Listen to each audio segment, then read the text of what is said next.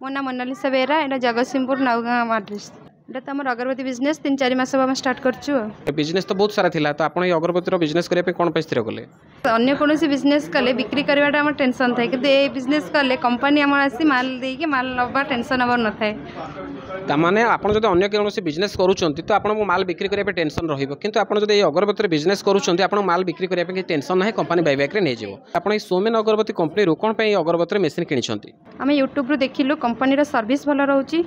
माल नबारे buyback भी भल नउचंती 7 days रे पेमेंट भी करूचंती ता देखि कि आम किनिया स्थिर कलु सोमेन कंपनी रो वर्तमान पे आपण केतोटी अगरबत्ती मेसिन सोमेन अगरबत्ती कंपनी रो किनिछंती 9टी मशीन किना आइची तामाने मैडम 9टी अगरबत्ती मेसिन सोमेन अगरबत्ती कंपनी रो किनिछंती मैडम आम जानिया पे चाहिबे आपण वर्तमान पे केते लोक रोजगार देइछंती प्राय 30 से 40 जन रोजगार देइछंती तामाने वर्तमान पे मैडम 30 रु 40 जन महिला को रोजगार देइछंती एवं यह होछि आम समाज पे गोटे उदाहरण निजे रोजगार करने सहित अन्य मानक रोजगार दे पारिछंती।